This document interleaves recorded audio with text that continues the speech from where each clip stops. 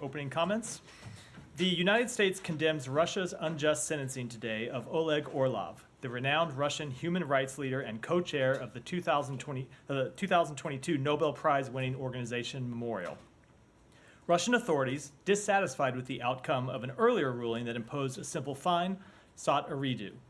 The outcome? Mr. Orlov was sentenced today to 2.5 years in prison simply for peacefully and courageously speaking out against Russia's war of aggression against Ukraine.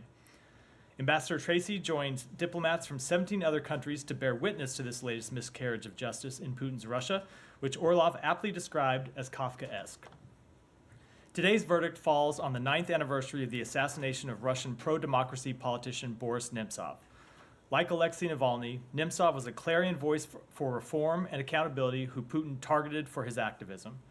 A former deputy prime minister of Russia, Nemtsov devoted his life to improving the lives of his fellow citizens until he was gunned down in the shadow of the Kremlin. Nemtsov's civic commitment continues to be an inspiration for other pro-democracy politicians and human rights defenders in Russia and beyond.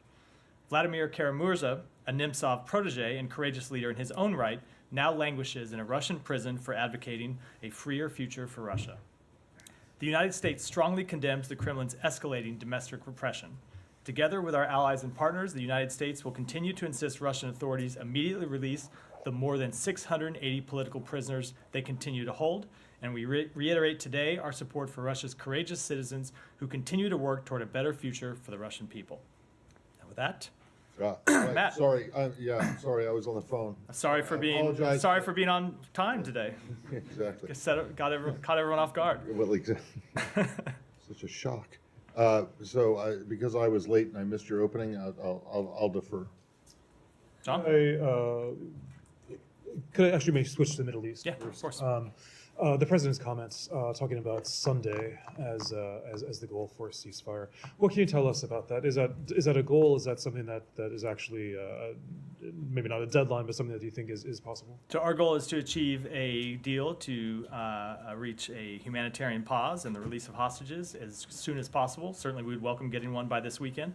What I can say about the overall progress is that we made significant progress towards an agreement last week when we had officials from the United States government engaging in the region. We continue to pursue further progress this week. American officials across the government continue to be engaged on this question. We are trying to push this deal over the finish line. We do think it's possible. But as you've heard me say before, ultimately, some of this comes down to Hamas and whether Hamas is willing to agree to a deal that would provide significant benefits to the Palestinian people that they claim to represent. Sure. I mean, you say that it's possible by the end of the weekend. And you mentioned the U.S. diplomacy. What needs to happen for that to take place? Are there actual talks that are going on actively with the U.S. side? So I'm not going to negotiate in public, but there are talks that continue. American officials continue to engage on this and discuss it with our counterparts in the government of Israel as well as the governments of Qatar and Egypt, and we continue to push to try to get this deal over the finish line. We think it's possible. We think we can reach a deal, but ultimately we would need Hamas to say yes. We would need Hamas to agree to a deal that would allow for the release of hostages, which never should have been taken in the first place, that would allow for a temporary ceasefire and allow increased humanitarian assistance to come in. As I said, that is a deal that is not just in the interests of the hostages, obviously. It's not just in the interests of the government of Israel or the Israeli people. It is a deal that is in the interests of the Palestinian people. So we will continue to push for it because we think it's in the interest of all parties concerned. And can I just part of that? The president talked about a ceasefire, not necessarily a temporary ceasefire. I know the secretary himself has said that there needs to be a durable, I forget the exact phrasing, but durable solution. But is the goal for this weekend, or the goal for as soon as possible, an actual ceasefire, like a long-lasting ceasefire rather than a temporary? So again, I'm not going to negotiate in public and talk about what the contours of a deal might look like, but we certainly are trying to reach a temporary ceasefire as part of this agreement that would allow us to get hostages out and would allow us to get humanitarian assistance. And we would like to see a temporary ceasefire go on long enough to allow all the hostages to get out. Again, without not talking about what the contours of any agreement might look like, we want to see a ceasefire go on for as long as it can to get all the hostages out. That said, and you've heard the secretary speak to this and heard the president speak to this, our ultimate goal is to end this war as soon as possible and end it in a way that ensures Israel's security and end it in a way that puts us on a path towards the establishment of an independent Palestinian state, and that's the diplomatic route that we continue to pursue. Can I follow up on that, Matt? Do you foresee this ceasefire being in one continuous phase or in multiple phases? And would you expect female IDF soldiers to be released? Again, I just don't want to talk about what the contours of an agreement might look like as we continue very sensitive negotiations. And can you give us some more details on what's underpinning the president's optimism, given that partners in the region have kind of thrown cold water on the notion that this could be accomplished? What's underpinning the president's optimism is looking at the broad outlines of a deal that we have put in place through negotiations last week and negotiations that are continuing through this week, and the fact that he believes and we believe one is within reach. That said, to be clear, we don't have one yet. Hamas will need to agree to one, but we do think it's possible, and we're going to continue to push for it, and we want to see it happen as soon as possible. And then one more unrelated to the hostages. Do you have any updates on the CHURG assessments that you mentioned are underway? Only that it's ongoing as part of our regular work and normal processes. We're assessing facts and examining them as they develop, but I don't have any update on the outcomes of that review. Yeah. Yeah, I wanted to just, I guess, try this from another approach, but the president said that the Israelis have agreed to a ceasefire during Ramadan. It's sort of been said all along from the Hamas side that what they want is a longer lasting, a permanent ceasefire, right? So, I mean, has there been any movement that's closed the gap between the two sides on that? You know, I appreciate you trying from another angle. I still don't think I can answer that without getting into the underlying contours of a deal and the underlying issues that we are trying to negotiate. That said, if we got a temporary ceasefire as soon as this weekend or as soon as early next week, just looking at logically how that would proceed, that would extend over the course of Ramadan. So obviously we're trying to reach it as soon as possible. If we were able to reach it over Ramadan or before Ramadan, that would extend through Ramadan and would provide an outcome that I think would help alleviate the suffering of the Palestinian people. And as I said, get hostages out. So we will continue to pursue it and try to get it as soon as possible. But just to sort of understand where this optimism, I guess, is coming from. We're talking about a temporary ceasefire, but you think that will lead to, or you think the secretary has said, and you just said, I think this is the best way to get to an end of the conflict. But just so we kind of understand, Israel's position is still, they still are seeking to take out the leadership of Hamas. There are these battalions in Rafah that they want to get to. So is there a prospect for a longer term ceasefire? Even if you get a temporary ceasefire, the Israelis are still going to have those broader war aims. Yeah. Are you going to be able to support, or are the Israelis ever going to be able to agree to that before they've sort of achieved those aims? So it's a great question. Let's start by saying no one here can predict the future, and we all ought to be humble in trying to predict how the future will unfold, especially in such a volatile situation. We want to get a ceasefire, as I said, as soon as possible. We want to see it last long enough to get all of the hostages out. Once you get a temporary ceasefire, there are no number of variables that could be in play. Yes, we agree with the government of Israel that the persistence of Hamas battalions in Rafah or wherever else they might be, or Hamas fighters wherever else they might be in Gaza, does represent a legitimate security threat to the state of Israel that they have a right to address. And so that may be addressing through a military campaign, but as we've heard us say before, Hamas could make all this easier by laying down their arms and forswearing further threats against the government of Israel. So I know whenever I say that, people say, oh, Hamas will never do that. But again, there's no reason why they shouldn't. If they want to see this war end, if they want to see the suffering of Palestinians, one way to achieve that suffering would be for those Hamas battalions to swear off the fight against Israel. So all that said, it's very hard to predict what might happen weeks from now. What we're focused on now is trying to get this temporary ceasefire that would alleviate the very severe conditions on the ground right now, as well as get these hostages out. Finally, I wonder if you had any concern with some comments that the Israeli Defense Minister Gallant made, saying if there is a possible ceasefire, then Israel would increase attacks on Hezbollah in the north. Do you have concern that there would be escalation in that sort of separate front in the north? So we do not want to see either side escalate the conflict in the north. And in fact, we are going to continue to pursue a diplomatic resolution of that conflict. And while we saw the defense minister's comments, we have also taken note that repeatedly the defense minister and other officials of the government of Israel, including the prime minister, have said publicly that they would prefer this situation to be resolved diplomatically. They do face a real security threat in that there are tens of thousands of Israelis who do not feel safe returning to their homes in northern Israel. That's a legitimate issue that needs to be addressed.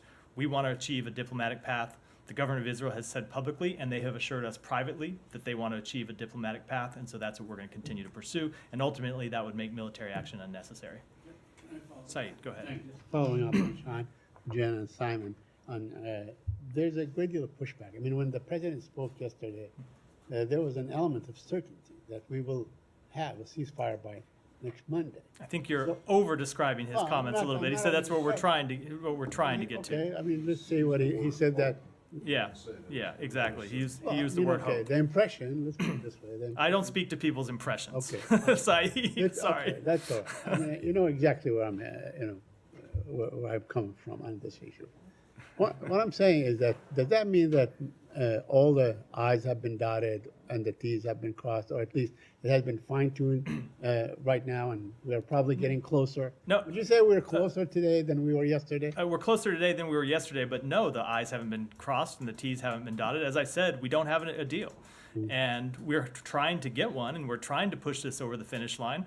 There are a number of officials from the United States government doing that hard work even as we speak, and we want to get there.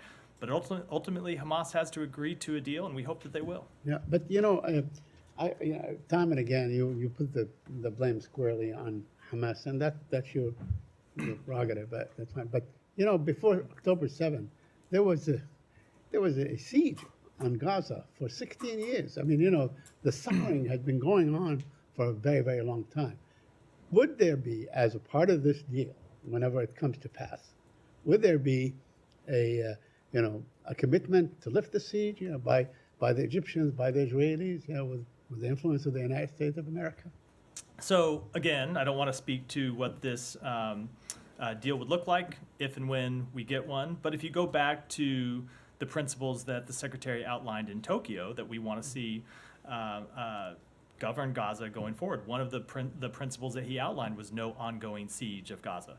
Mm-hmm. But, let me ask you about the food situation in Gaza. I mean, we saw that the Jordanian monarch himself went on a plane and was, or so they say, was basically they were dumping the food stuff and so on from an airplane. Why couldn't the United States do that? I mean, you guys have all these C-130s anyway that Jordan is using, Israel's using, everybody's using. Why not do it? Every partner. Show the Palestinians a great gesture. Sure. Every partner plays a different role and has different capabilities that they bring to bear. We are the leading donor of humanitarian assistance to the Palestinian people. The United States just announced a significant new aid package of over $50 million of humanitarian assistance today that will go into Gaza. That said, there are other partners that bring other capabilities to bear, and we welcome the government of Jordan airdropping supplies in, and we'll continue to work with them on that. But we have our own ways of getting humanitarian assistance into Gaza. And lastly, would the United States be prepared to deal with a sort of a super urgent situation if the ceasefire ever takes place? Because you have disease, you have issues of shelter and so on, schools and all these things, to sort of accelerate beyond aiding UNRWA on your own, so to speak. I don't understand. What was the last? The question is, will the United States have any kind of its own initiative, so to speak, if the ceasefire takes place, if the hostilities cease? Do you talk in this building, do you discuss in this building ways and means to aid the Palestinians afterwards with possibly tents, with food stuff, Yeah. medicine, emergency things? Absolutely. So it would be a part of our ongoing humanitarian assistance that we've been providing to the Palestinian people. But as we saw in the last pause, The nature of a pause is it's safer for humanitarian assistance to move around inside Gaza, and so relief can get into the hands of the people that need it most. And because you alleviate some of that backlog that happens once you get humanitarian assistance through Rafah or through Kerem Shalom into Gaza, you can get more of it in. So we would very much anticipate that during a pause or a temporary ceasefire, you would see increased humanitarian assistance come in, and of course the United States would play its role and its part, as we have from the outset, to try to get that humanitarian assistance in and make sure it's sustained. Matt, is there anything you can point to back up the assertion that you just made in response to one of Saeed's questions, that we're closer today than we were yesterday? Just that we continue negotiations, and I can't, unfortunately. Well, why? I can, Okay, fine, but continuing well, negotiations. I So they can't. haven't broken down. Is that why? So I can't really today answer than that without yesterday? getting into the underlying substance of the negotiations, but the talks continue, and we think we continue to make progress on Okay, them. but I'm not, well, yeah. You just said, exactly. I said, we think we continue to make progress, and Well, that's the no, basis, that is the basis of my You statement. said we are closer today than And we were yesterday. continuing And to so make progress I'm is just closer. wondering what you can point to back that up. I am not going to point to anything related to these underlying talks, because I can't do it without, Okay, hold on, so well, this sounds let me just finish, Matt. I can't do it without getting into the issues that we're discussing and the sticking points that remain, but we continue to make progress, This and sounds that's the like basis a of my old statement. One-hit wonder spiral staircase song, I love you more today than yesterday, but not as much as tomorrow, but you can't. Well, we would can't- hope- But you we- can't show, there isn't anything you you can- can give to us now or present to us or tell us that would actually back up the idea that a ceasefire / hostage deal is closer today than it was yesterday. I can never show you definitive progress in talks that by their very nature are secret until we have an agreement. What I can tell you is that we made progress last week, we continue to make progress, and we hope to get a deal as soon as possible. Shifting back to Europe, if I may, starting from your opening statement on Russia and human rights, Navalny family has found itself in a very peculiar situation. You know, they can't recover the body, and you know, her mom was threatened, you know, by the officials, and her lawyer got arrested today. Do you have any comment on that? So we remain in touch with the Navalny family. As you know, Secretary met with Yulia Navalny on the margins of the Munich Security Conference last week. We, as we've said, hold Russia accountable for Navalny's death. You saw us impose sanctions on officials connected to the death of Navalny last week, and we will continue to be in touch with the Navalny family. I had not seen the reports of the arrest, so I'm not going to comment in detail until I have a chance to look at them. But I will say we have, of course, seen continued crackdown on dissent by the Russian government. That was the focus of my opening comments, and it's why we continue to call on the Russian government to release all of the more than 600 political prisoners it is holding. Thank you. I'm moving to Ukraine. Any comment on the French leaders' latest comments about potentially, you know, Western soldiers, troops fighting in Ukraine? Concerns around it, debates around it. Where are you standing? So President Biden has made clear, going back more than 2 years to before even Russia's invasion of Ukraine, that he will not send U.S. soldiers to fight in Ukraine.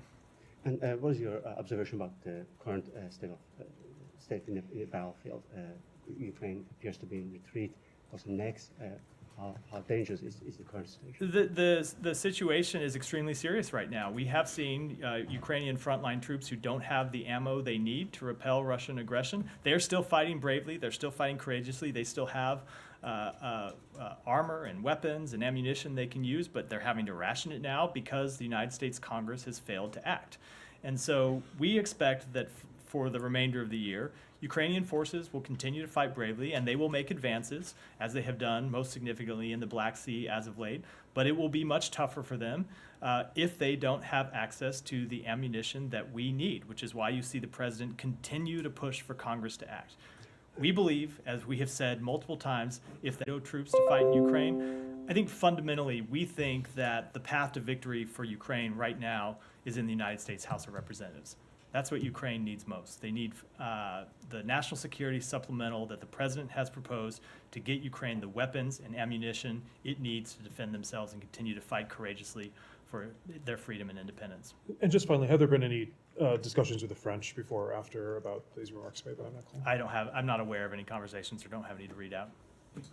You go ahead, Michelle. Yeah, do you have any comments on the attacks that the Houthis made yesterday on cables, submarine communication cables in the Red Sea? Only that it's the latest in a long string of reckless attacks by the Houthis on entities and interests that have nothing to do with the conflict in Gaza.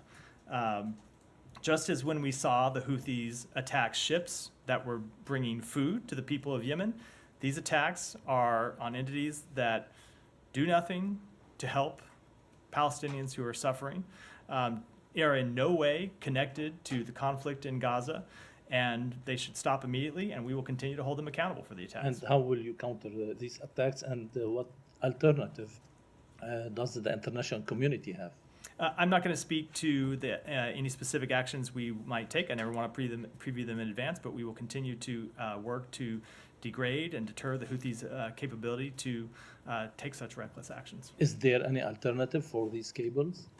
You're going to have to talk to a telecommunications expert, someone other than, and that is very much not me. Sorry.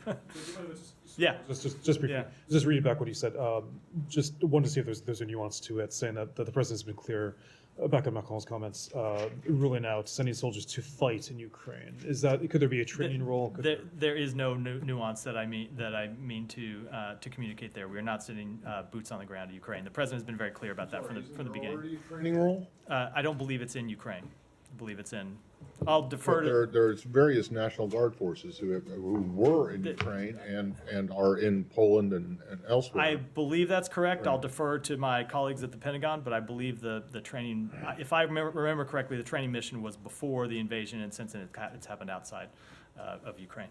On Afghanistan, I know the secretary spoke to the oppression of women there today. He didn't mention anything about the 3 public executions that have been held there in the past 5 days.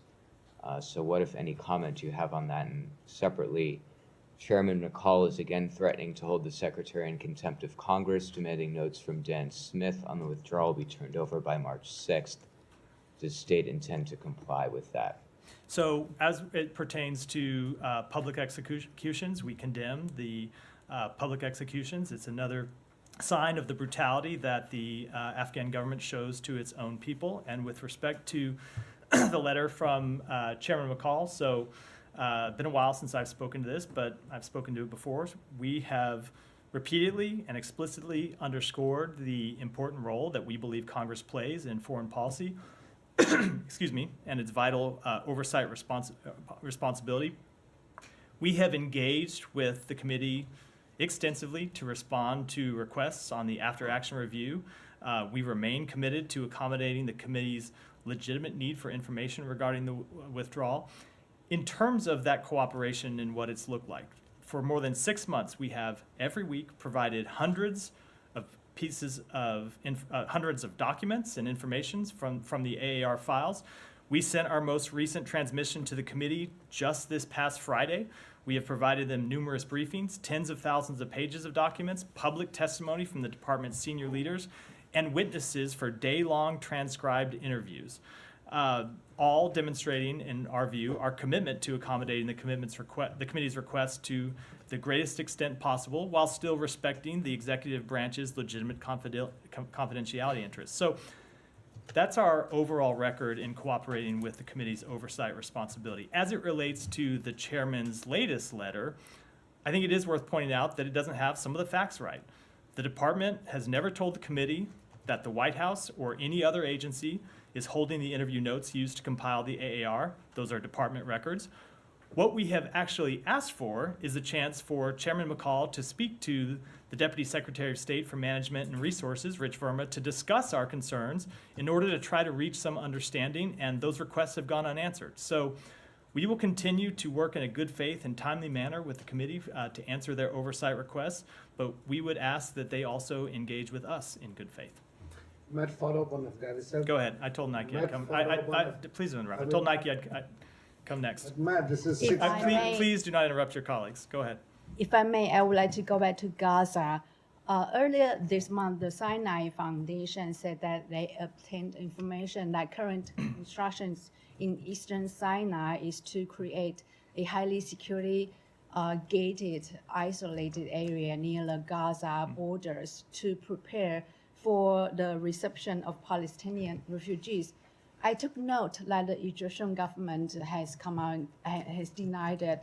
What is the State Department's assessment, especially at a time when Israel is planning for a military operation around Rafah that would affect about 1.5 million Palestinians? So I will let the government of Egypt speak to what it is they're constructing. I know they've said that that is construction, I believe, for staging of humanitarian assistance. I will also note that we have made clear for months that we are opposed to the forcible displacement of Palestinians from Gaza. The Egyptian government has made quite clear that it is opposed to the forcible displacement of Palestinians from Gaza. And we have seen just in the past few days that the government of Israel has come out publicly and said it has no intention to forcibly displace Palestinians from Gaza. So as it pertains to any potential military operation in Rafah, what we want to see is a credible and executable humanitarian assistance plan to account for the more than 1 million Palestinians who are sheltered. There's some of them who have been displaced more than once. We have not been briefed on such a plan yet by the government of Israel. It's our understanding that they have developed one and presented it. We've seen the public comments that they presented it to the Prime Minister, so we will look to that plan.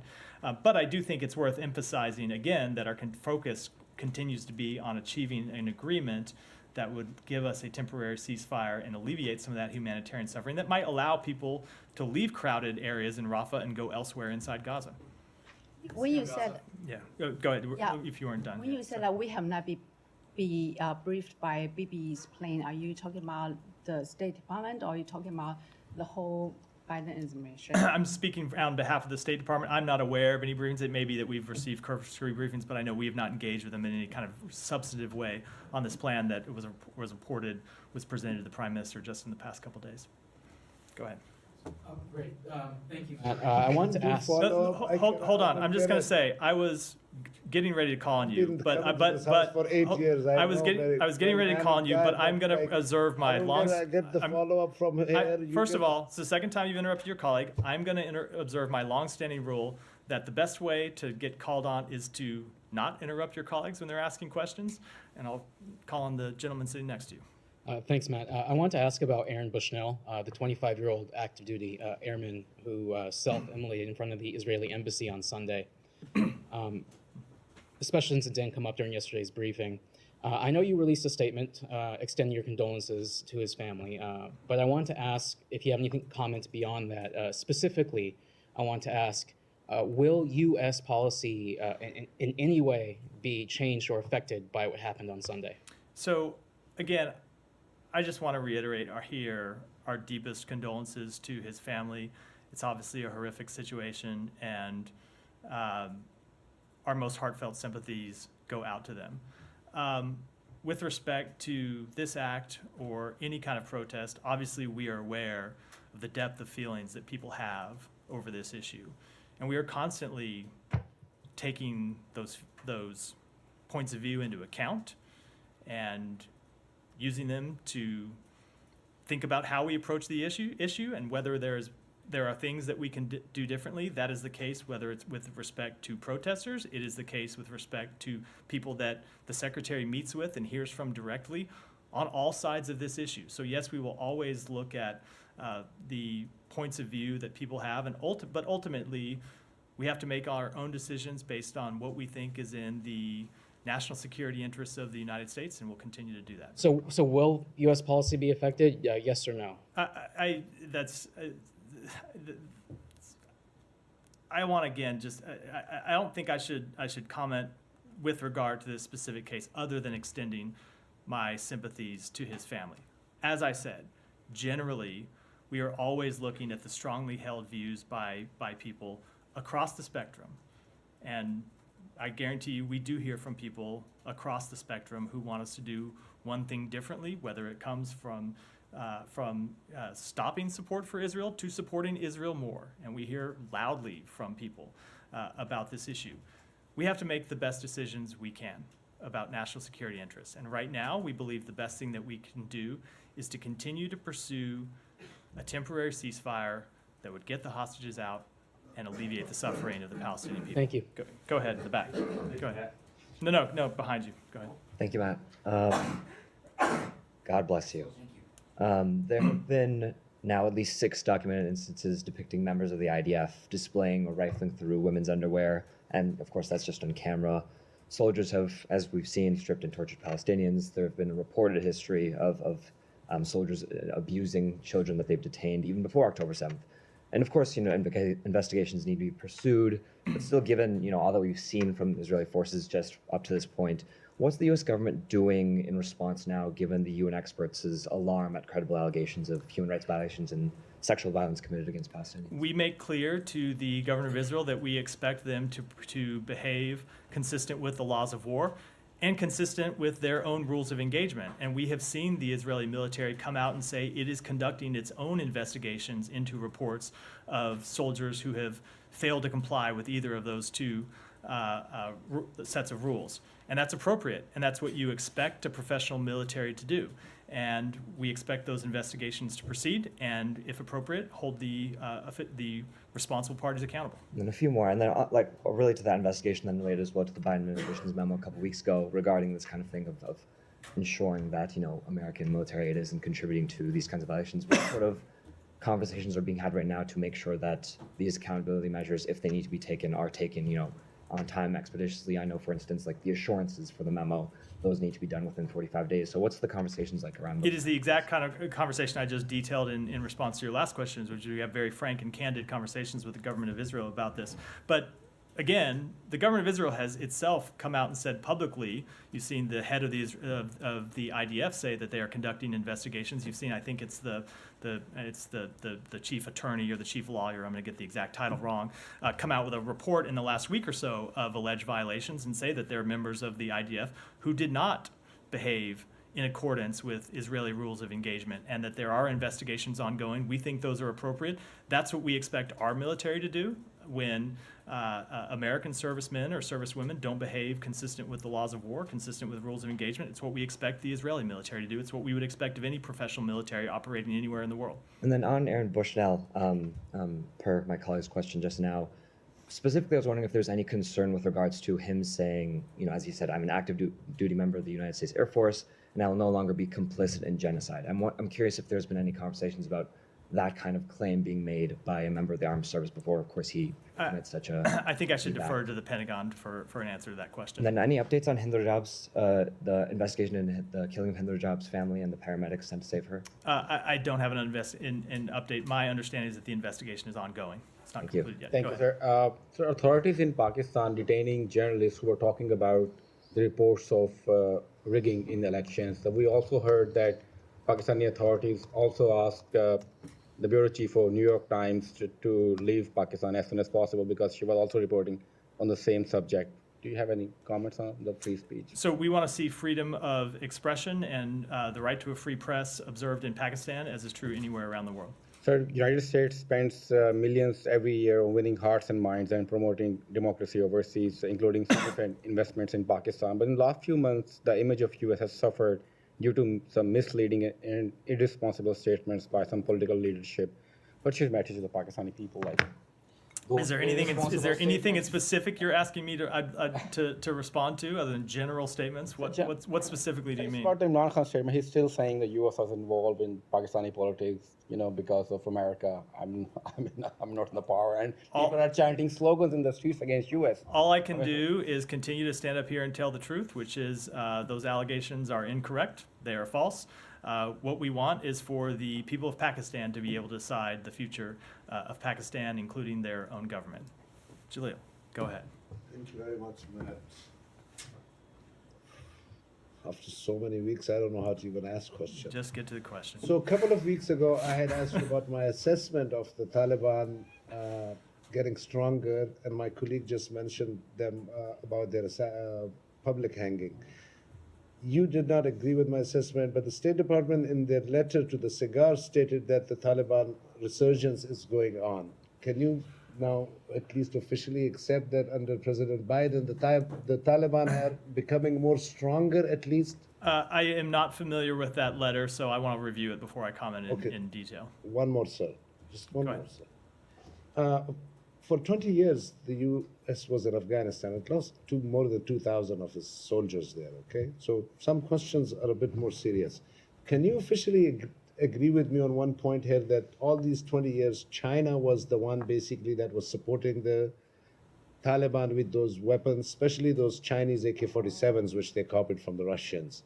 And China is the only country right now that has one of the diplomats from Taliban in their country.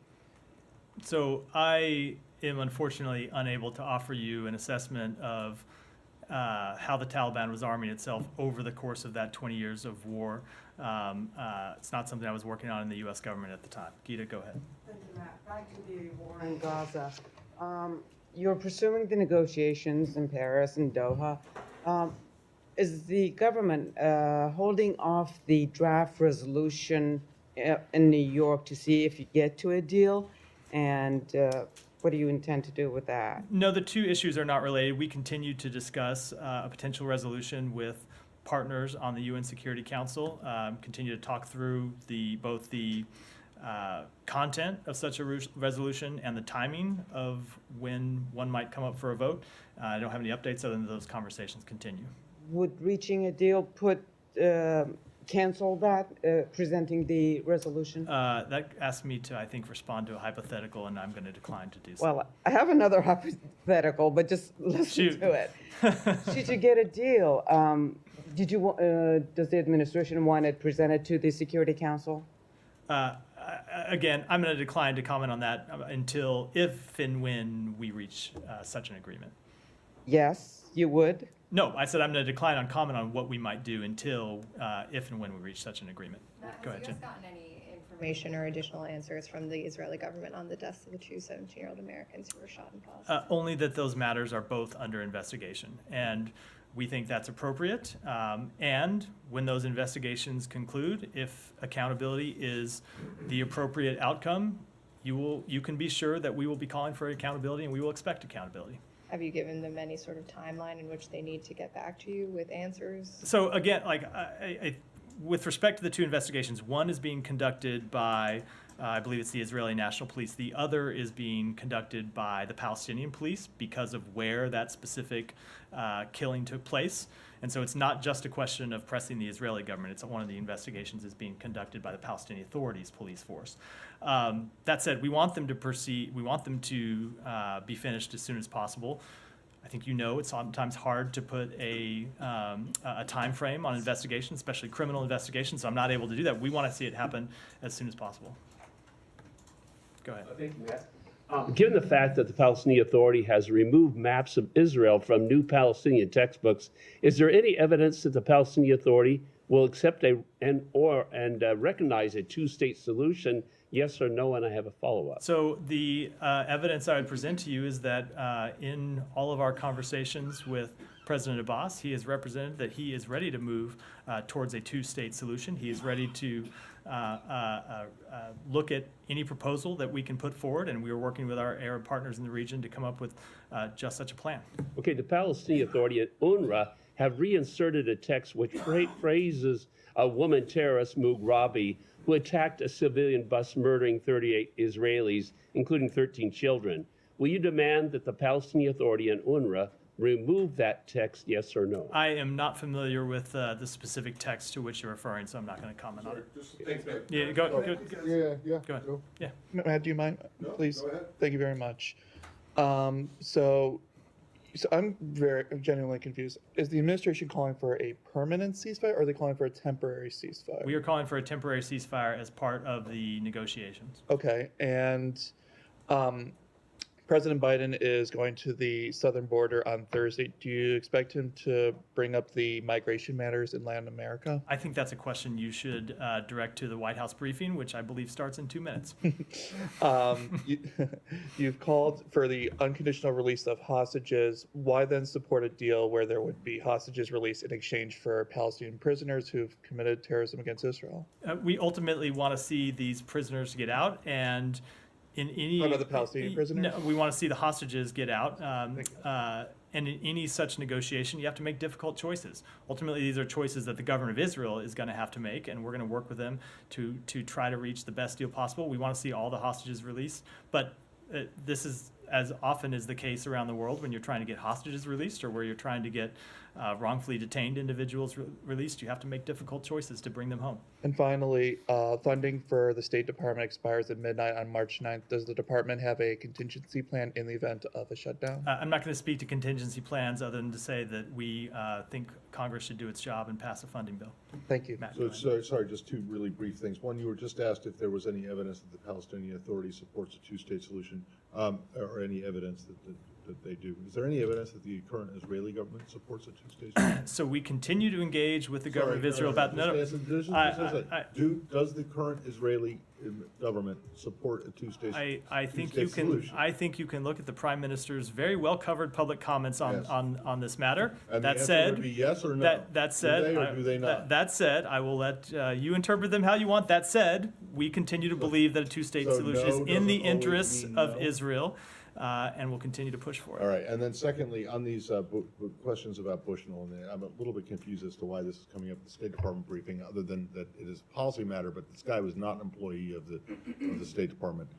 As it does relate to the State Department, because this happened outside the Israeli embassy, was there any contact between the Israelis and you guys about what actually happened? There was contact at the security level on Sunday, I believe, when this happened. I know there was contact with DSS was looking at the matter, and I believe the Secret Service was as well. So there was contact at that level about a potential security situation, but I'm not aware of any beyond that. Just on when the incident When the happened. incident So- occurred, there may have been other conversations that I'm not aware of, but Okay, but since then, since Sunday, there hasn't been any discussion, at least involving you guys. about in what regard? Well, I'm not trying to about be what cute. It's just that we happened. talk to them all Well, the time on no, things. So look, I mean, if you're from an Israeli perspective, you could imagine that this might be they might look at this as a security incident in which they might get in touch with you guys about it. But as far as you know, there hasn't been any. So I will say we talked to them Sunday when the event first happened about any potential security threat. I'm sure we are having ongoing dialogue with them about that. That would be the normal course of practice. I'm not aware of any specific conversations in that regard. Thank you. And with that, we'll wrap for today. Thanks, everyone.